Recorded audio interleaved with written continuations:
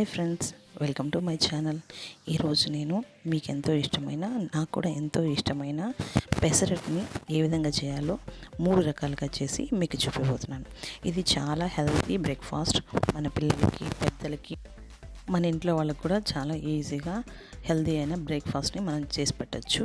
అదేవిధంగా మనం ఈ 3 వెరైటీస్ వల్ల చేయడం వల్ల కూడా ఇంట్లో వాళ్ళు చాలా టేస్టీగా, వెరైటీగా, అదేవిధంగా నార్మల్గా దోశ, ఇడ్లీ కాకుండా ఈ పెసరట్టు ద్వారా మనము ఆనియన్ను, అదేవిధంగా ఎగ్ పెసరట్ని చేసి టేస్ట్ చేయించడం ద్వారా కూడా పిల్లలకి, మన ఇంట్లో ఉన్న పెద్దవాళ్ళకి కూడా చాలా హ్యాపీగా నచ్చుతుంది. అదేవిధంగా చాలా హెల్తీ కూడా ఇప్పుడు ఈ హెల్తీ అయిన బ్రేక్ఫాస్ట్ని ఎలా తయారు చేయాలో మనమంతా చూసేద్దాం. ఈ విధంగా మనం ఒక బౌల్ తీసుకొని 2 కప్పుల వరకు పచ్చి పెసరని వేసుకోవాలి. మనం ఏ కప్పుతో అయితే పచ్చి పెసరని తీసుకున్నామో అదే కప్పుతో సగభాగం వరకు బియ్యాన్ని కూడా తీసుకోవాలి.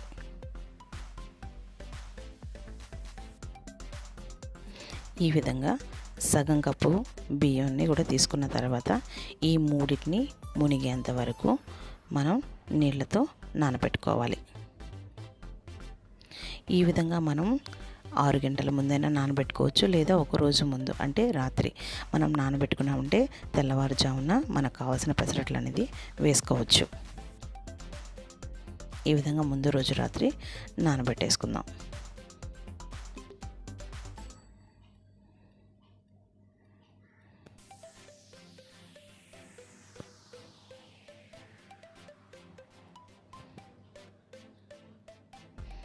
చూడండి, మనం ముందు రోజు ఏదైతే నానబెట్టుకున్నామో ఇవి మొత్తం చక్కగా నానిపోయాయి.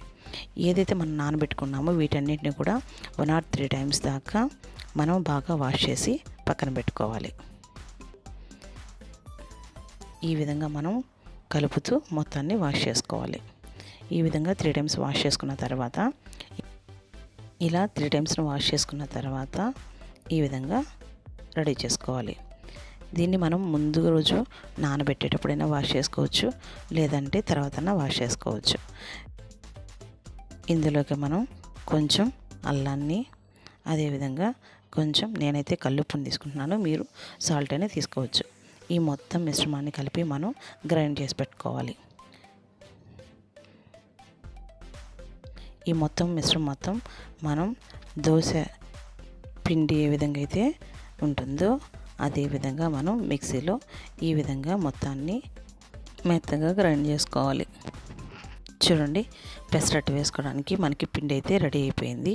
ఏదైతే ఇప్పుడు మనం మిక్సీ పట్టుకున్నామో ఈ పిండి మొత్తాన్ని ఒక 30 నిమిషాల వరకు మూత పెట్టుకొని పక్కన ఉంచుకోవాలి. ఇలా పక్కన ఉంచుకున్న తర్వాత ఇప్పుడు మనం ఈ పెసరట్టులోకి చట్నీ అనేది ప్రిపేర్ చేసుకుందాం. ముందుగా ఒక మిక్సీ గిన్నె తీసుకొని ఇందులోకి వేయించిన వేరుశనగని, అదేవిధంగా సాయిపప్పుని, పచ్చిమిర్చిని,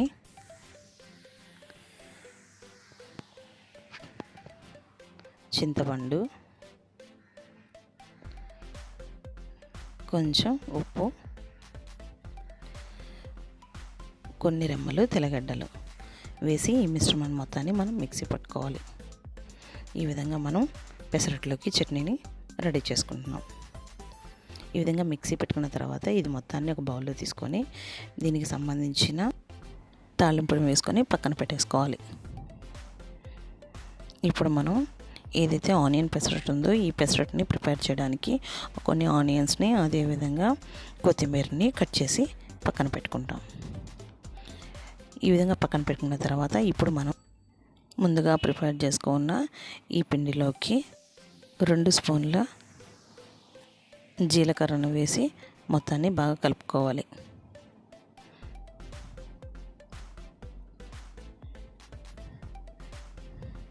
ఈ విధంగా మొత్తాన్ని బాగా కలుపుకోవాలి.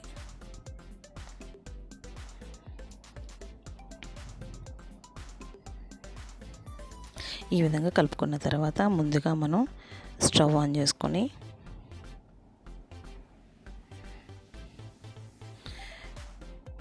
స్టవ్ మీద ప్యాన్ పెట్టి ప్యాన్ని కొంచెం వేడెక్కనివ్వాలి. ఇలా ప్యాన్ వేడెక్కిన తర్వాత మనం ఈ పిండితో మనం ఈ పెసరట్టుని ప్రిపేర్ చేసుకున్నాం. ఇలా పెసరట్టుని వేసుకున్న తర్వాత చుట్టూతో ఆయిల్ అనేది అప్లై చేసి మనం స్టవ్ని సిమ్లో పెట్టాలి. ఇలా స్టవ్ని సిమ్లో పెట్టి మనం పెసరట్టుని ఉడికించడం వల్ల పెసరట్టు అనేది చాలా చక్కగా ఉడుకుతుంది. చూడండి, మరొక సైడు తిప్పి ఉడికించుకోవాలి. ఇలా ఉడికించుకున్న తర్వాత మన పెసరట్టు రెడీ అయిపోతుంది. ఇప్పుడు మనం ఆనియన్ పెసరట్టు అనేది రెడీ చేసుకుందాం. ఈ విధంగా పెసరట్టుని మనం వేసుకున్న తర్వాత ఏదైతే మనం వేసుకున్నామో ముందుగా కట్ చేసుకున్న ఆనియన్స్, అదేవిధంగా కొత్తిమీరని మీకు ఇష్టమైతే ఇందులో పచ్చిమిరపకాయలను కూడా మనం కట్ చేసి వేసుకోవచ్చు. ఇదే విధంగా మంటని సిమ్లో ఉంచుకొని దీన్ని ఉడికించుకొని సెకండ్ సైడ్కి తిప్పకుండా ఫోల్డ్ చేసుకొని మనం ఆయిల్ వేసుకొని మనం కాల్చుకోవాలి. ఇప్పుడు మూడవ పెసరట్టు, ఇది ఆమ్లెట్ పెసరట్టు. మనం ఏ విధంగా అయితే పెసరట్టుని ఇందాక వేసుకుని అదే విధంగా వేసుకొని ఇందులో మనం ఎగ్ని కట్ చేసి వేసుకోవాలి. నేను 2 ఎగ్స్ అనేది వేసుకుంటున్నాను. చాలా టేస్టీగా ఉంటుంది, మీరు కూడా ట్రై చేయండి. ఇదిగా 2 ఎగ్స్ వేసుకున్న తర్వాత మనం ఇందులోకి ముందుగా ప్రిపేర్ చేసి పెట్టుకున్న కారం అనేది వేసుకోవాలి. ఈ కారం నేను ముందుగా ఆల్రెడీ రెడీ చేసి పెట్టుకుంటున్నాను కాబట్టి ఇందులోనే ఉప్పు, ఎండుమిరపకాయలు, తెల్లగడ్డలు అన్నీ వేసి ముందుగా రెడీ చేసి పెట్టుకున్నాను కాబట్టి ఈ పేస్ట్ని వేసుకొని మొత్తాన్ని మనం ఒకసారి ఈ విధంగా కలుపుకోవాలి. ఈ పెసరట్టు మొత్తాన్ని కలుపుకున్న తర్వాత ఈ విధంగా సిమ్లో పెట్టి మనం ఉడికించుకోవాలి. మామూలుగానే మనం పెసరట్టుని చాలా సిమ్లో పెట్టి ఉడికించుకోవాలి. అలాంటిది ఆమ్లెట్ పెసరట్టుని ఇంకా కొంచెం ఎక్కువసేపు ఉడికించుకోవాలి. ఇలా ఉడికించుకున్న తర్వాత మొత్తాన్ని టర్న్ చేయకుండా ఈ విధంగా ఫోల్డ్ చేసుకొని ఆయిల్ వేసుకొని రెండు పక్కల ఒక 2 to 3 minutes అనేది బాగా ఉడికించుకోవాలి. చూసారుగా ఈ పెసరట్లని ఏ విధంగా తయారు చేసుకోవాలో చాలా సులభం, చాలా టేస్టీది. ఇదైతే ఎగ్ పెసరట్టు నాకు చాలా ఇష్టం, అందుకని మీ ముందే నేను ఇప్పుడు టేస్ట్ చేస్తున్నాను. చూడండి ఎంత టేస్టీగా ఉందంటే మాటల్లో చెప్పలేను, అంత టేస్టీగా ఉంది. అస్సలు వదలబుద్ధి అవ్వట్లేదు, మొత్తం తినాలనిపిస్తుంది ఇంట్లో వాళ్ళకి పెట్టకుండా.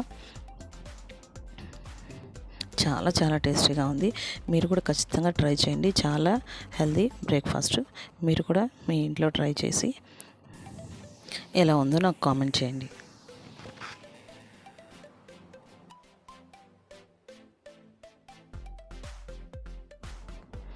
మీకు కానీ నా వీడియో కానీ నచ్చినట్లయితే ప్లీజ్ లైక్ చేసి, షేర్ చేసి, సబ్స్క్రైబ్ చేయండి. Thank you so much. మీరు కూడా మీ ఇంట్లో ఇలాంటి పెసరట్టుని ట్రై చేయండి.